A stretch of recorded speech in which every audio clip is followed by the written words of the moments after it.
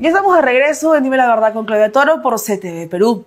Y ya está en nuestros estudios y le damos la bienvenida al ex canciller Javier González Olaechea. ¿Cómo estás, Javier? Bienvenido. Feliz de estar en tu programa. Gracias a ti por venir.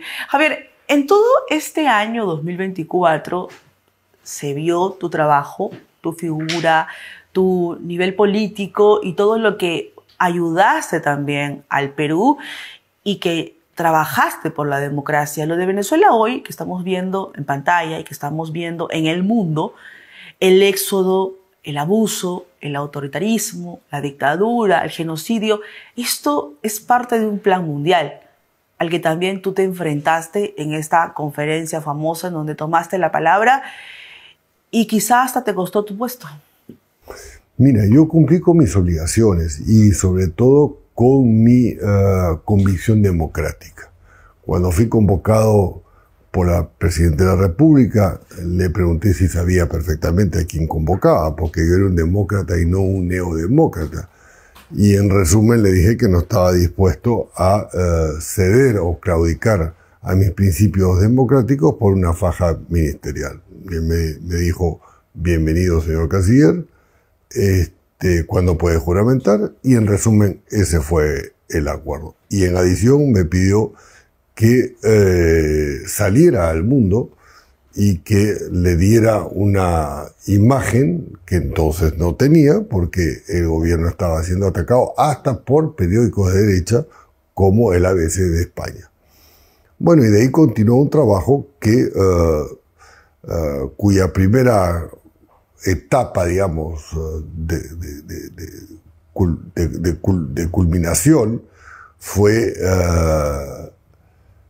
el encuentro, primero la visita de Estado a China, que fue absolutamente exitosa, lo dicen los propios empresarios, y en segundo lugar yo me encontré con la historia, porque pudo haberse producido el fraude venezolano un año antes o un año después, y González Olaechea no era canciller.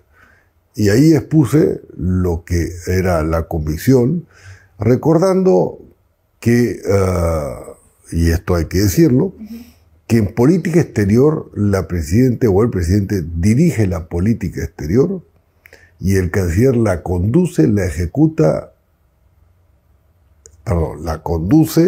la coordina y la ejecuta. No hay tres personajes, de acuerdo al sistema normativo, que hablen a nombre del Estado peruano en materia de política exterior. Presidente de la República y Canciller de la República.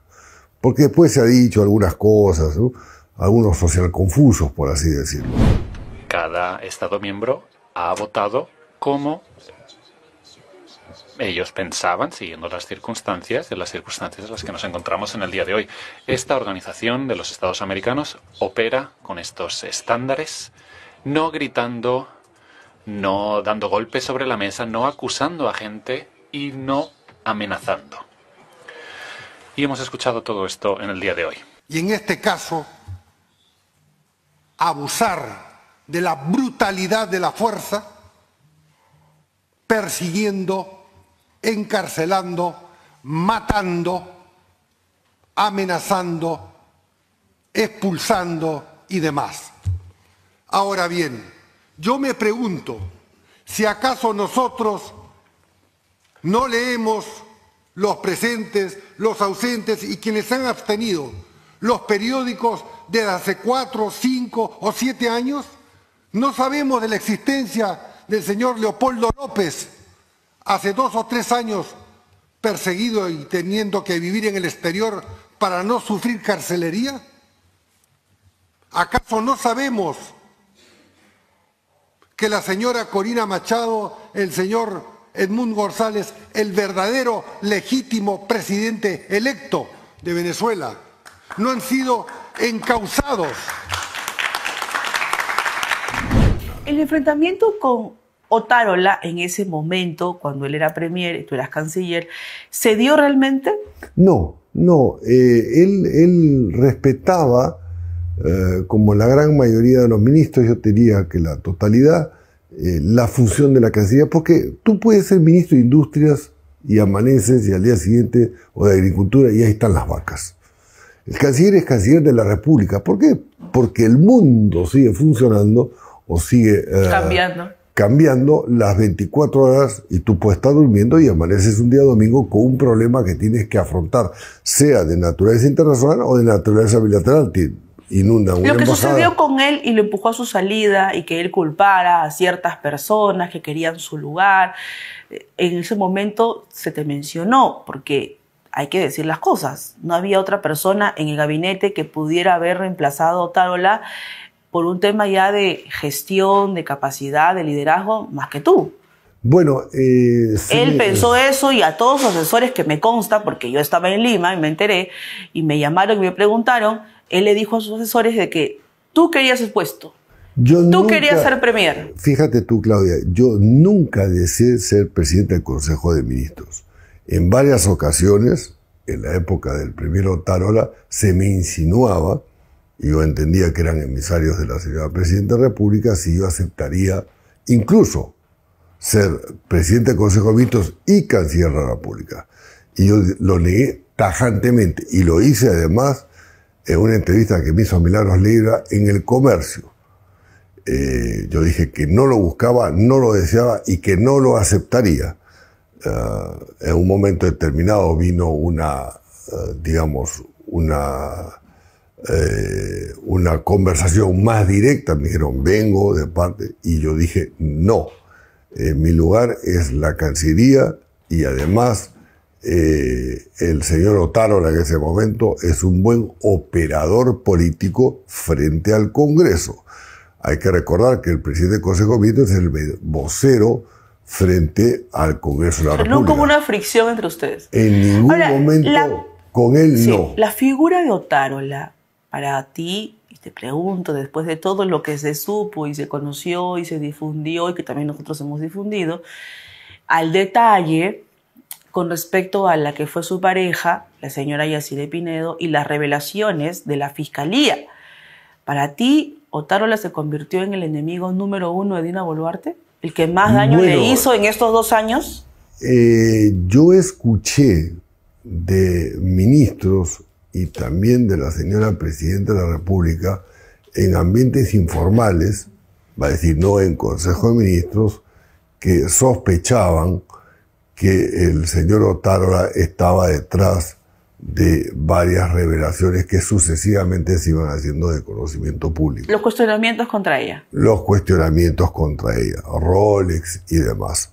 A mí no me consta, yo nunca pude, digamos, para que confirmarlo. Que Otárola fuera al Congreso, que había una rueda de prensa y afirmara, y él fuera el testigo número 1 de que la señora se hizo las cirugías estéticas. Eso ya reveló todo, ¿no? Bueno, ya puso en evidencia si había alguna duda. Fíjate tú, en mi caso, Milagros Leiva en su oportunidad, yo siendo ministro, canciller de la República, me preguntó acerca de las cirugías y demás. Y yo le contesté, como siempre, con la verdad en la mano, que yo no era ministro en la época que se le atribuía haberse hecho las cirugías, que no podía dar fe, que nunca se había hablado delante mío de esas cirugías. Para que Otárola diera fe para perjudicarla. Claro, en el caso del presidente del Consejo de Ministros, Otárola, él ha dicho y ha declarado ante la comisión respectiva del Congreso de la República, respondiendo además a una obligación que es que los ministros estamos, inclusive los que dejamos de ser ministros por un tiempo determinado, a responder ante la comisión. Y él dijo que le constaba que la Presidenta había pedido, bueno, no sé si la para la licencia, pues se había tomado un tiempo para hacer... Y que él estuvo a cargo. Y que él estuvo a cargo. ¿Eso ahora, con qué objetivo fue para ti? Yo creo que, a ver, si una autoridad competente te cita y te hace preguntas directas, y tú, en ese caso, siendo primer ministro, entonces tuviste conocimiento, no puedes negarlo. Pero no fue para eso la reunión, ¿eh? Fue para otro tema de la comisión. Para eso no lo convocaron a Otárola, pero igual no recuerdo. Se le pudo haber preguntado, ya, vamos a suponer que le preguntaron. Pero en todo caso, sí ha habido, digamos, y de eso sí he sabido, estando en el gabinete, digamos, puyazos no públicos entre ministros muy cercanos a la Presidente, inclusive a la Presidente, que iban y venían por encargo del señor Otárola o respecto al señor Otárola o a personas vinculadas al señor Otárola. Eso sí. En este momento de ya el último año de la señora Dina Boluarte, y que ya muchísimos análisis y proyecciones detallan que por la impopularidad, las constantes denuncias, los cambios nefastos que ha tenido en el gabinete y apoyarse en personas que no debió haberse apoyado, políticamente, jurídicamente incluso, que ella no va a llegar a cumplir su mandato. ¿Para ti esto va a ser así o no? No puedo saberlo si va a ser así. Tu cálculo político, pero en todo tú conoces caso, la parte interna. Sí, en todo caso, mi deseo, mi invocación a quienes, en este caso el Parlamento, pueden revocar su mandato y declarar la vacancia de la presidencia, porque se vaca la presidencia y no al presidente. Y lo van a hacer. Es que no se produzca. ¿Por qué? Porque si bien hay algunos que sostienen que la permanencia hasta julio del 2026 de la Presidente es prolongar el sufrimiento, yo soy de los que creo que hay que privilegiar la estabilidad, aunque sea precaria, fomentar que crezcan algunos logros, aunque sean precarios, la economía ha crecido, y también, sobre todo, a mí como ex canciller y que sigo siendo consultado y converso con cancilleres de la región y de otras partes del mundo, la imagen que ofrece un país con 5 o más presidentes. En Roma mismo me preguntaron, oiga, ¿qué pasa con el Perú? Que todos los expresidentes terminan presos. Entonces yo volteé la tortilla, lo que había hecho en Francia, en una entrevista en Radio France. Bueno, a diferencia de otras partes de América Latina y del mundo, los presidentes que son corruptos o supuestamente corruptos terminan su mandato y se van a su casa. En el Perú la justicia les cae encima. Entonces lo que se puede ver como el vaso medio vacío se puede también presentar como medio lleno. Ahí tenemos el caso de la señora Kirchner en Argentina. Entonces, la imagen en el exterior es muy importante y creo que debe terminar su mandato, salvo sí, que aparezca un elemento incontrastable como fue el video de una nueva traición, de donde hay una perpetración de un delito. Prueba incontrastable, visual, que nadie pueda negar, como entonces hace 25 años o aproximadamente 24 años, el video Curio Montesino. Bueno, inobjetable. Inobjetable. Sí. O sea, y que nadie iba a apoyar. Y automáticamente se votaba por la vacancia. En ese caso, lo que habría que esperar, en el supuesto de que exista y en el supuesto que aparezca, que la señora Presidenta de la República renuncie. Eso es por un lado, pero el otro caso también es que las mismas bancadas que son lideradas por partidos políticos quieran entrar al juego del populismo ya ingresando a una elección general. Bueno, y que ellas sean las que decidan hacerlo por un tema de capitalización con la masa, que ya vimos los resultados. O sea, ni el 3% la quiere la señora. Con congraciarse y capitalizar votos. Es correcto, vale decir, cuando digo es correcto, existe esa versión. Totalmente. Existe inclusive la versión de que el proyecto está redactado, que tiene firmas, que están esperando a marzo, que están esperando el regreso del presidente del Congreso, que sería quien la sustituyera, aunque hay algunos que piensan que no debería ser él, y se podía producir una censura del presidente del Congreso. Y la prueba real es la censura que va a haber con Salguana. Están luchando por la censura. Quizá... Todos, 21 firmas, ahí están todos. Quizá estén haciendo o dando el primer paso para que de prosperar esa censura, el nuevo presidente del Congreso y posteriormente vacando la presidencia, sea quien ejerza. Pero en ese caso, la presidencia de la República, o la encargatura de la presidencia de la República, pero en ese caso hay que tener algo presente. Estamos en condiciones de ir de forma adelantada, porque las elecciones serían, según ese escenario, máximo en diciembre de este año, de correr contra el tiempo, acometer las últimas reformas electorales que nos blinden de los posibles fraudes y entonces tener elecciones garantizadas y libres.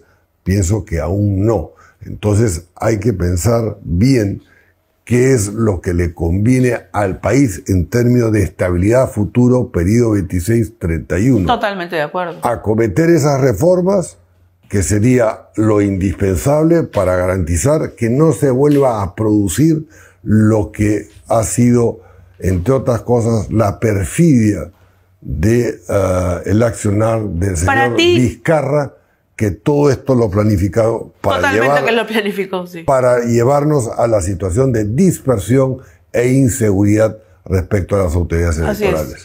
Y la destrucción de los partidos políticos como sistema democrático.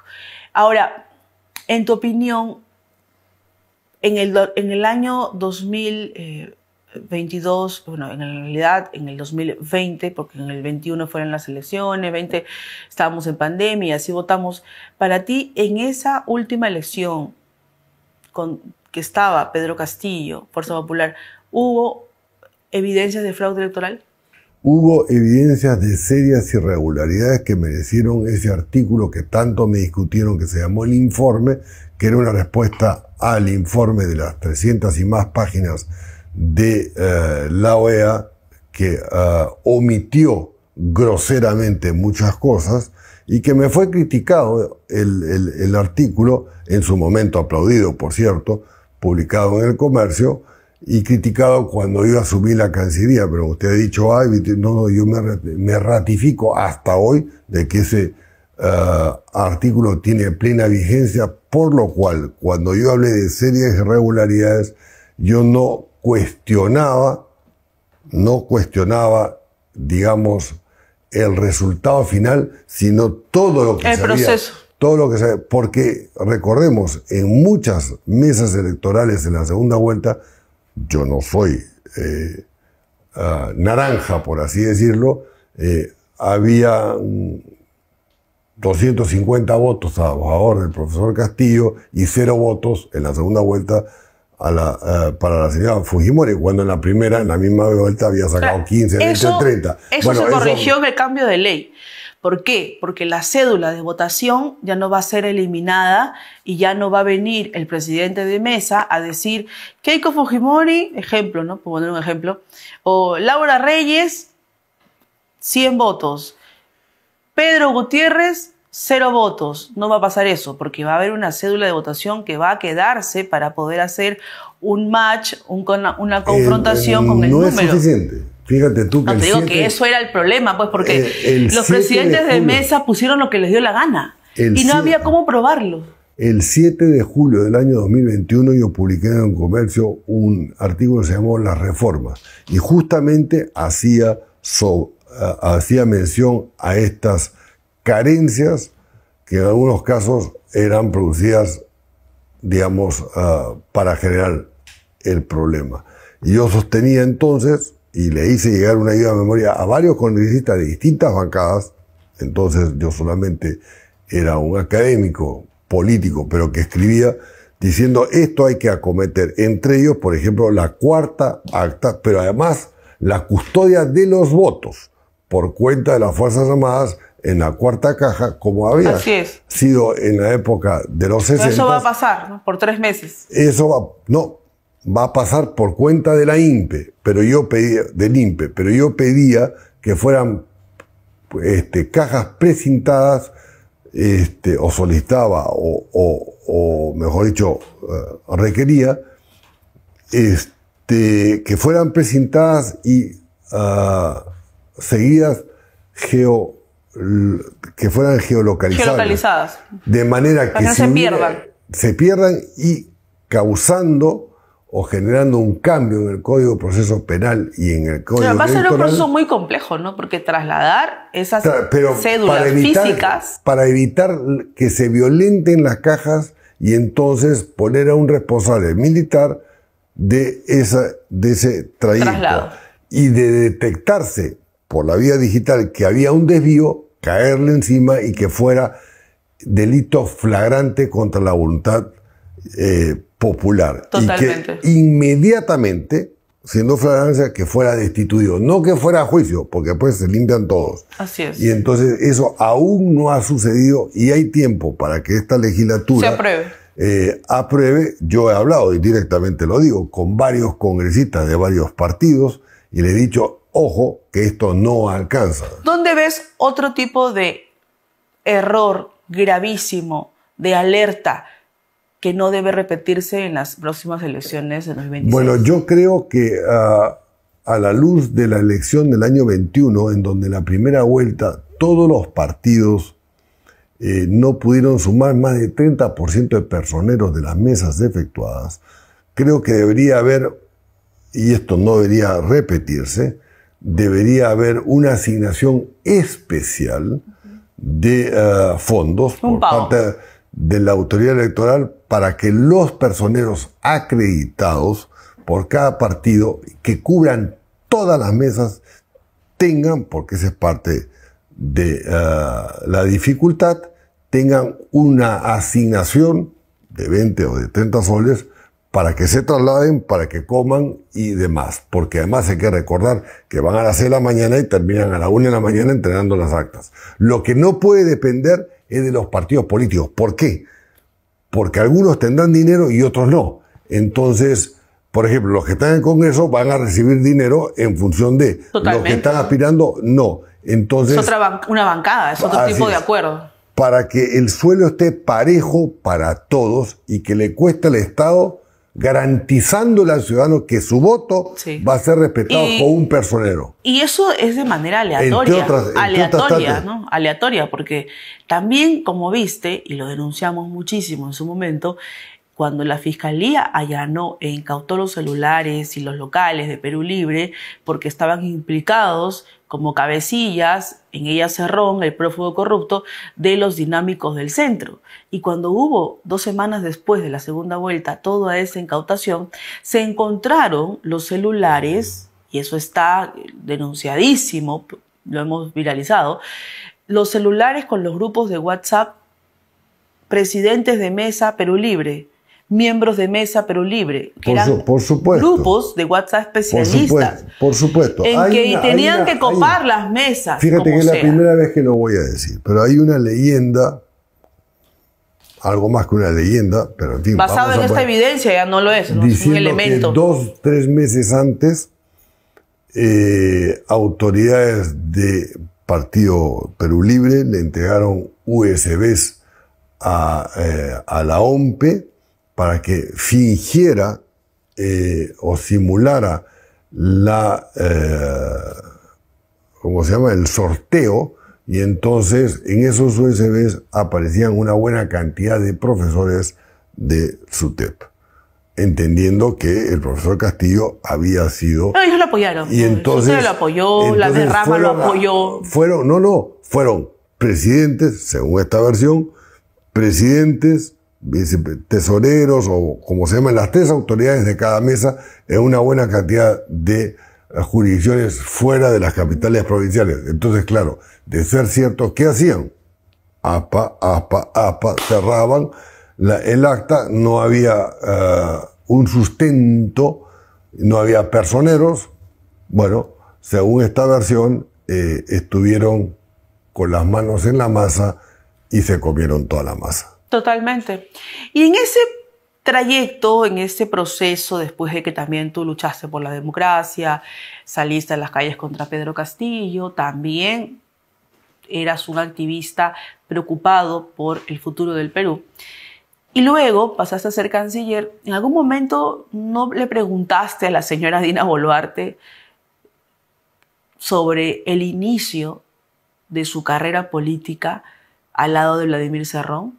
¿Ella habló algo sobre ese tema? Sobre Cerrón ya estaba prófugo, ¿no? Sí, No, entonces no. No necesité preguntárselo porque ella en reuniones con varios ministros, no en Consejo de Ministros, contó su historia.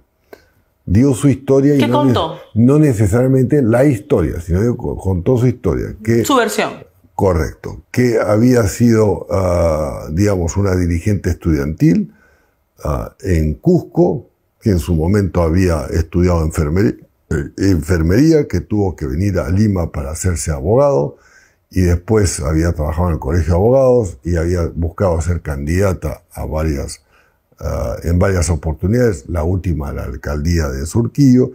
Había ingresado como funcionaria de planta en la RENIEC, me parece, y que había sido toda su vida una luchadora por ser la 11ª de 12 hermanos, con un padre y una madre, según ella, muy católicos, y que, bueno, el padre cultivaba un poco de tierra, digamos, que clase media o media baja, que no se moría de hambre.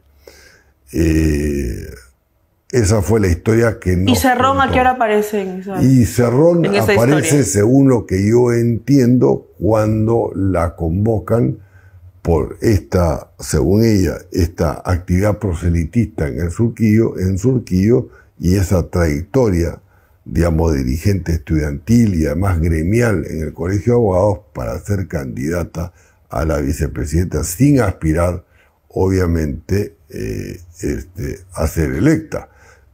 Lo dijo en su oportunidad. Es más, en otra oportunidad también dijo que ella no había abrazado el ideario de Perú Libre. Lo cual, digamos, yo lo relativizo porque cuando tú te escribes en un partido político es porque estás de acuerdo con el ideario, que es mi caso con el PPC, porque Así soy es. un nuevo afiliado, que procura un cambio radical. Yo postulo un cambio radical como precandidato a la presidencia de la República, y de ser favorecido internamente y ser nominado, le pediré el mandato al pueblo peruano para ejecutar ese cambio radical que tiene muchas facetas, y que básicamente lo que puedo decir en una primera entrevista contigo es que busca sacar de raíz todas las lacras sociales que nos impiden crecer, soñar, ser libres, y en adición combatir la delincuencia, hacer la reforma del Estado de una manera inteligente. Ahora que lo conociste por dentro, de una manera más política, en este año que estuviste como canciller y que viajaste, y también conoces ahora la política internacional de este momento, y cómo es que lideran y se abrazan y generan estrategias de diferentes continentes para impulsar el socialismo. ¿Qué es lo que para ti te ha motivado ahora participar y promover esta plancha presidencial que también integras en el PPC? Bueno, no integro ninguna plancha. Aquí lo dijo bien antes que yo estuviera en el SET el secretario general, Javier Bedoya. Nosotros hemos tenido una reunión hace pocos días, los precandidatos, que somos 4, el señor Neuhaus, el señor Valdés y el señor Sillones, con la estructura partidaria. Y ahí más o menos se ha marcado una primera hoja de ruta, que es tener un proceso en donde las autoridades, en este caso Javier Bedoya, acompañado de 2 importantes líderes del PPC, para auscultar una vez más la posibilidad de alianzas con partidos afines. El PPC quiere dejar constancia que quiere y busca la alianza de los partidos, vamos a decirlo así, de derecha, que sean democráticos. O sea, no van a formar su plancha por ustedes mismos. No, van a generar una apertura. La primera decisión es decirle a los partidos grandes: queremos una alianza, porque además la gran cantidad de peruanos que hoy no votan por la izquierda y que quieren finalmente sacudirse el socialismo para que el país crezca, mejore y lo haga en las mejores condiciones, es la unión de la derecha. Entonces, entre los 4... Pero en adición, el PPC va a proponer algo histórico, que no lo dijo Javier, quizás Bedoya por prudencia, que es un borrador de pacto por la gobernabilidad, la institucionalidad y el progreso social del país, económico y social del Perú.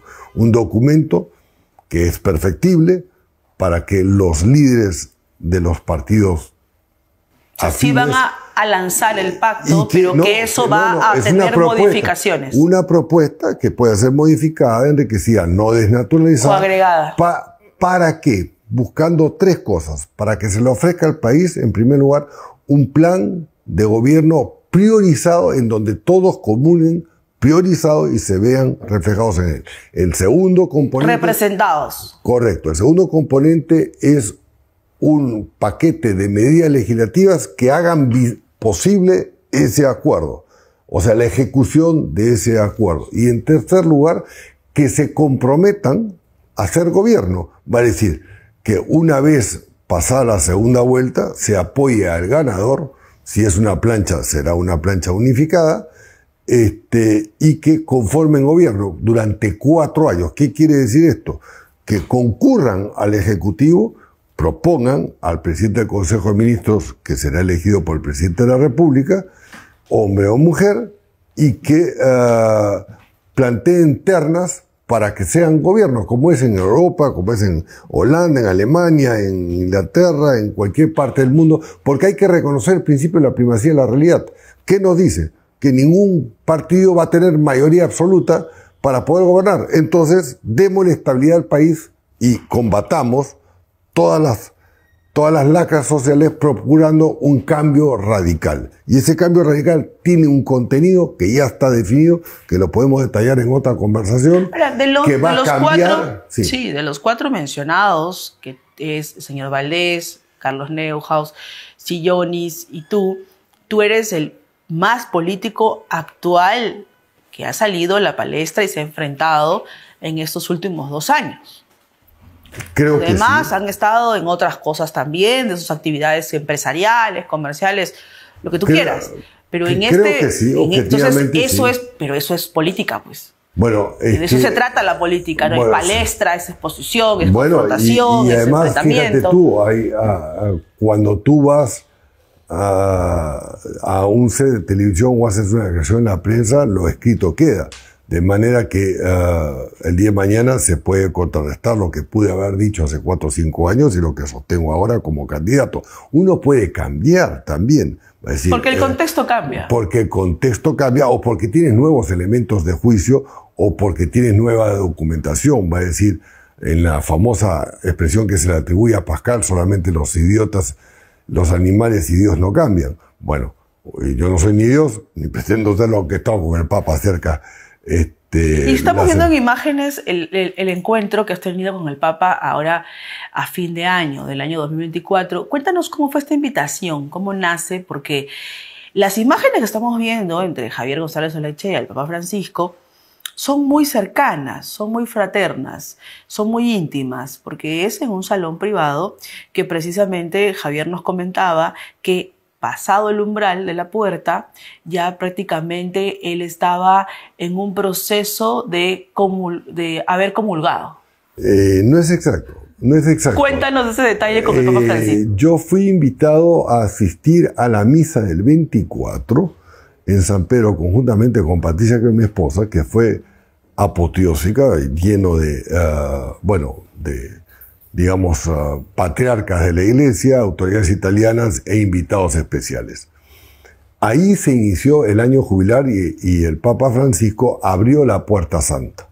Yo había solicitado una audiencia privada que en su momento me informaron, siempre decide el Papa sí o no, pero además la decide en base a una cantidad de informes que le debe pedir a toda la gente que tiene a la mano para ver pide audiencia. Que pide audiencia. La audiencia me fue comunicada en un escrito muy bello el día 28, que me recibía el día sábado, que me recibía el lunes a las 8 de la mañana. Concurrí con Patricia y me di con la sorpresa, bueno, sabía que era en la biblioteca papal, que es el lugar más íntimo del Papa, haciendo la precisión que hay algunos presidentes peruanos, y yo no soy un jefe de Estado, no represento a nadie, hoy soy precandidato, no habían sido recibidos, y menos en esas condiciones. Y el Papa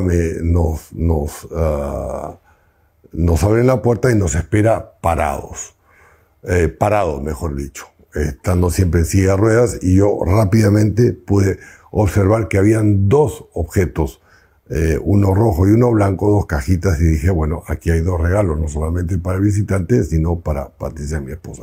E inmediatamente nos hizo pasar y nos hizo sentar. En ese caso, me habían advertido que cuando el Santo Padre recibe, que había la posibilidad de que saludara a la cónyuge y se quedara a solas. Ese escritorio es el mismo donde el que estamos viendo en pantalla, el escritorio del Papa. De una biblioteca puesta en términos más sencillos, donde recibe a las personalidades, digamos, que él considera jefe de Estado. Aquí lo vemos a Francisco con una sonrisa muy grata, muy contento, muy alegre de verte. ¿De qué hablaba en ese momento? Bueno, otra de las reglas... ¿Qué lo alegraba tanto? Otra de las reglas del Vaticano y que de la curia que me advirtieron es que cuando el Papa recibe en audiencia privada, uno no puede revelar lo que ha conversado con el Papa. Lo que sí puedo decir es que está en perfecto conocimiento de lo que sucede en América Latina en muy general. Consciente. Muy consciente, un poco afectado por una gripe de la que él comentó que venía saliendo. Recordemos que la audiencia era a las 8 de la mañana y era la tercera audiencia. Ahí me entero que la primera había sido a las 7 de la mañana. Me dijeron que tenía X cantidad de minutos y al final resultó siendo 2.5 veces la extensión de la reunión, de la audiencia, mejor dicho, con el Santo Padre, y me habían dicho que él comienza el diálogo y termina el diálogo. En un momento determinado, yo le recordaba además que lo había citado en mi último libro sobre comunidades indígenas, y él toca al final de todo este diálogo. ¿Tu libro? No, toca el timbre, porque estábamos solos, y se acerca un arzobispo y nos invita a despedirnos, se para y lo hace de la manera más cordial que yo podía esperar. Dentro de las formas del Papa. Dentro de las formas del Papa, pero yo te diría que con una sonrisa y con casi yo diría, con una suerte de felicidad de que estuviéramos ahí. Ahora bien, de ahí pasamos por la Puerta Santa. ¿Y qué es lo que dice? Pasamos por debajo. ¿Qué es lo que dice los instrumentos apostólicos? Que cuando tú pasas por la Puerta Santa, debajo, se te perdonan los pecados cometidos en los últimos 25 años. Nada más. Bueno, yo hubiera necesitado, como le dije a quien me llevó por 50. ahí, que me pasaran 2 veces, ¿no? Porque tenía 66 años y evidentemente necesitaba más. Pero en todo caso, bromas aparte... Ahora estamos viendo las otras fotos cuando se reunió con Dina Boluarte, ¿no? ¿Por qué siempre se pensó que la señora Boluarte fue en un tono de viudez, de tristeza, de pobreza? La verdad es que fue incluso uso de muchos memes, estas imágenes.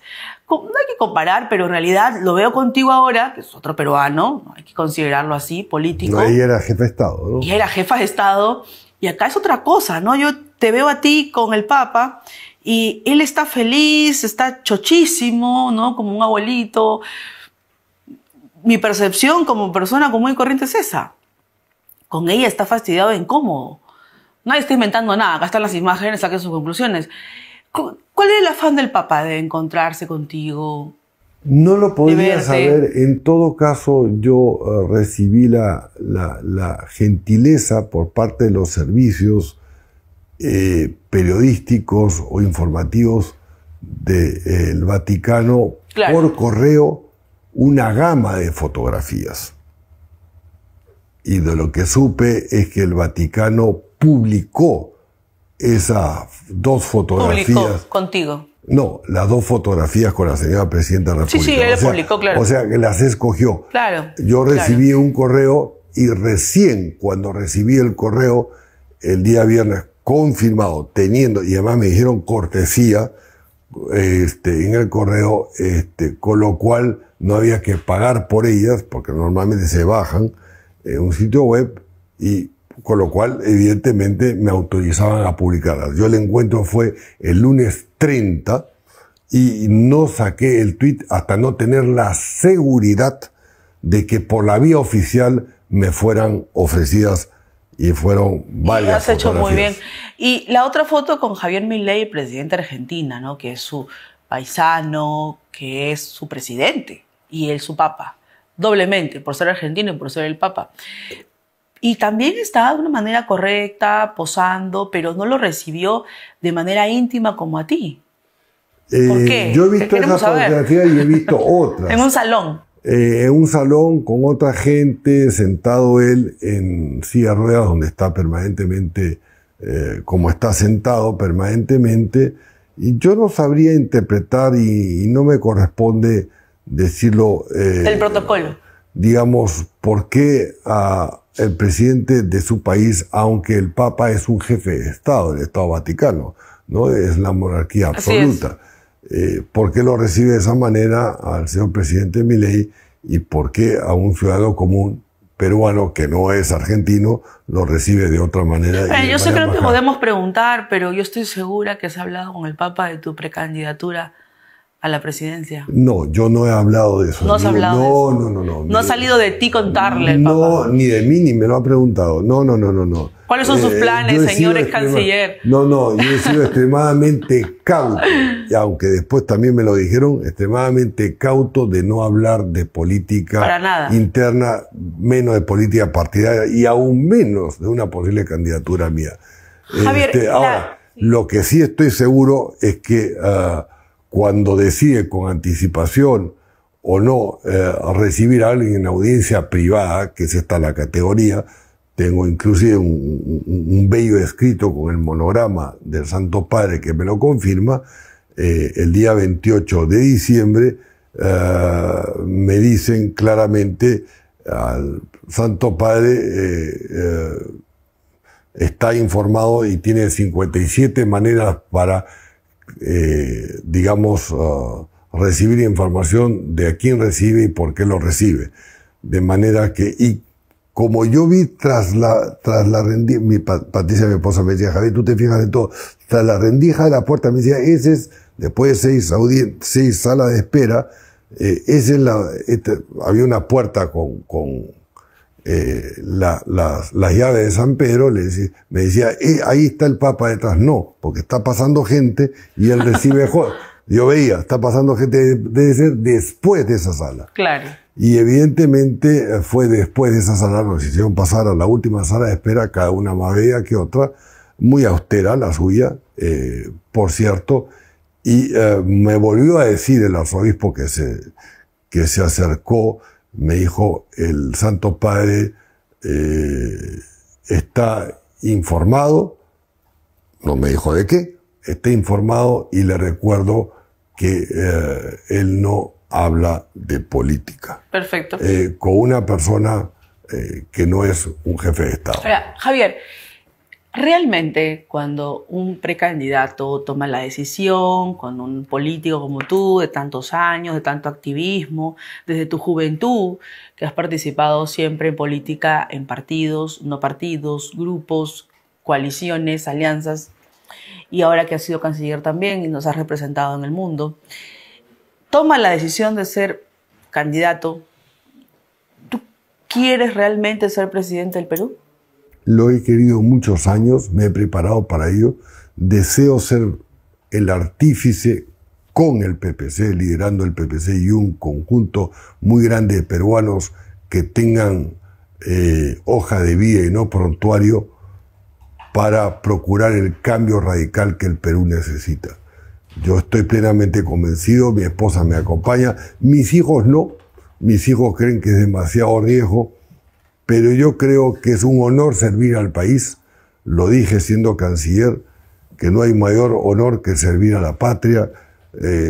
soy perfectamente todos los riesgos, hasta personales, que uno puede... Ya los viviste, además. Sufrir, hasta personales, pero recordemos que tras el ataque, o mejor dicho, tras la sindicación del fraude de Maduro y compañía, sabiendo que ellos tienen brazos en todas partes, saliendo de este set me pueden pegar 27 tiros por la espalda, y eso no me quita el sueño. Será un legado para mis hijos, y será aún más la profundización, Dios quiera que no suceda, de las convicciones libertarias y democráticas que tiene que tener Perú hoy y siempre.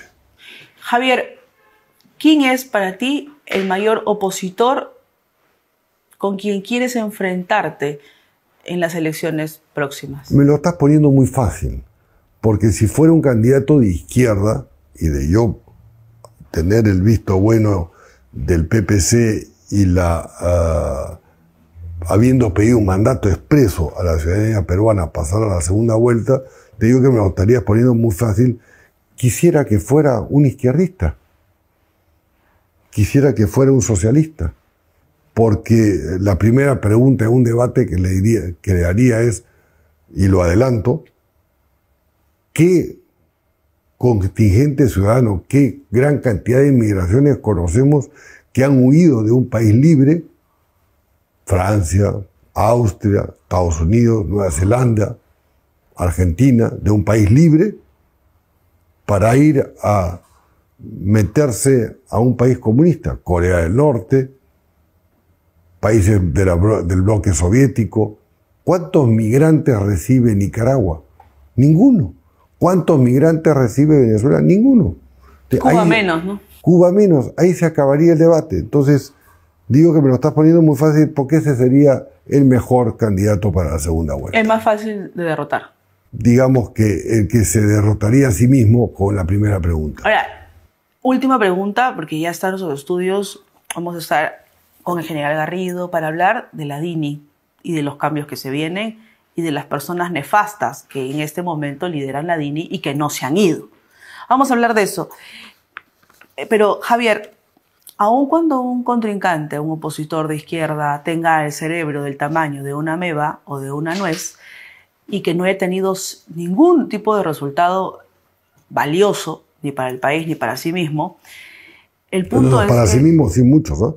Ahí lo robando, tienes, ¿no? Ahí lo claro, tienes a Cerrón. Cerrón, ¿no? Bueno, pero con me las refiero a arcas nada llenas. Construido realmente, ¿no? Porque está prófugo de la justicia. Pero sí ha habido. Prófugo de la Yo justicia. rescato la figura de Alfonso Barrantes, a quien respeté profundamente, un hombre demócrata que hizo una buena alcaldía. Que abrazó la izquierda. Y que era de Izquierda Unida y que era incapaz, estoy seguro, de llevarse un cenicero. La excepción, ¿no?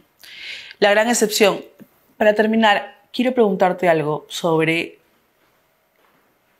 las alianzas nefastas de la izquierda que arman bloques y penetran muy profundamente. Lo vimos con Pedro Castillo, lo vimos con Ollanta Humala, lo vimos con Susana Villarán, lo vimos con Alejandro Toledo. O sea, sí son nefastas porque no es que representen en sí mismas a un candidato, sino son una ventaja, Claudia, unidos a la mafia caviar pero son una que ventaja existe. inmensa. Yo te cuento, en uno de los tantos, bastantes homenajes o almuerzos, comidas, tras mi salida de la Cancillería, de gente que quería manifestarme su Y apoyarte. No, manifestarme inicialmente su aprecio, como lo hizo Porky, a los 2 días o 3 días de dejar la Cancillería. Y Raúl Díaz Canseco también. Y Raúl Díaz Canseco también. Rafael, sabiendo que yo estaba inscrito en el PPC, me ofreció la medalla de Lima. Y frente a todos los invitados dijo: el cargo, Javier, te quedó chico, fue las últimas palabras, y el Perú espera más de ti. Pero bueno, yo sí creo que esas alianzas de la izquierda, te cuento lo siguiente y termino. Hubo en uno de estos almuerzos un embajador en retiro, canciller.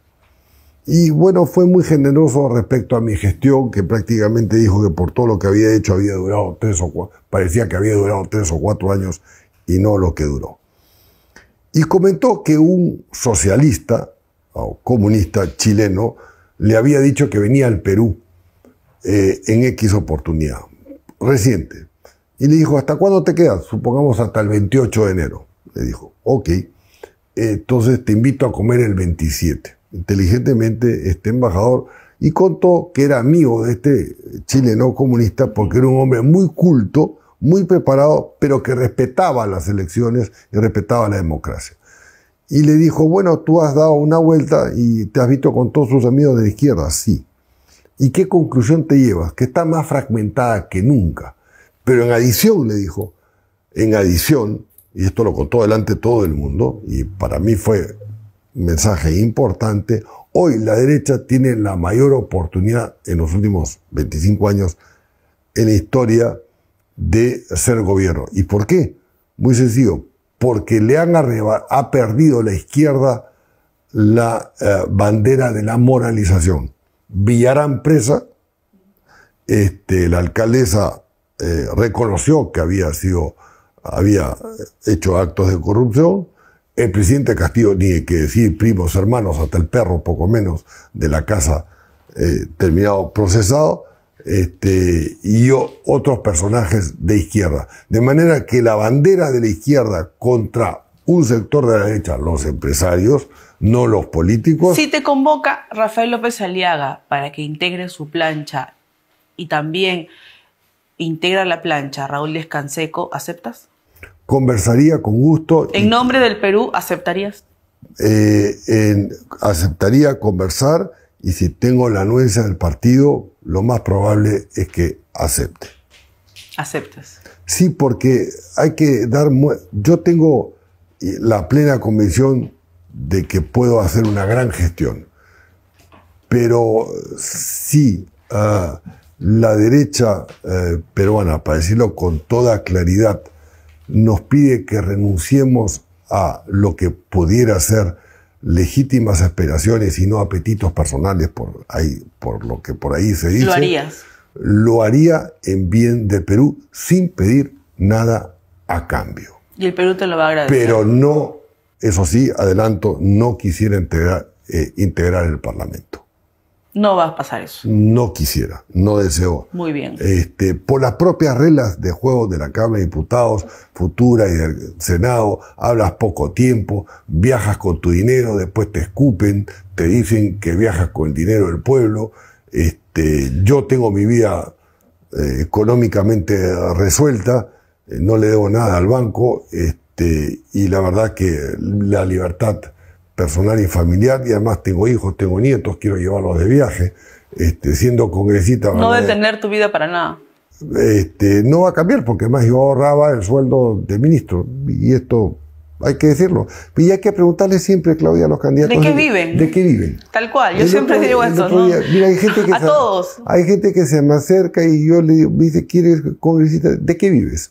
No, y los mismos medios que son ONGs, ¿de qué viven? ¿De qué vives? Pues vivimos nosotros de las marcas que nos auspician, por supuesto, ¿no? Yo digo públicamente, yo tengo una jubilación de Naciones Unidas después de haber trabajado, que es alta, generosa, después de haber trabajado 20 años en el sistema, me cubre el seguro médico de por vida, tengo algunas propiedades alquiladas, mi esposa tiene sus rentas, es decir, todos mis hijos están graduados, están fuera de la casa, ni al perro de mi hija mantengo, bueno, me dedico a lo que siempre quise hacer, que además mi padre me lo dijo a los 30 años, a ti te gusta la política, fórmate más, haz un patrimonio bien habido para que puedas dedicarte para la política, vivir para la política y no de la política. Por supuesto. No y venir a servir a esta etapa de tu vida. Porque es el mayor honor que un peruano puede tener, servir a su país. Felicidades. Me encanta lo que dice Javier. Gracias por estar Gracias con a nosotros. ti, gracias a ustedes. A ti, gracias.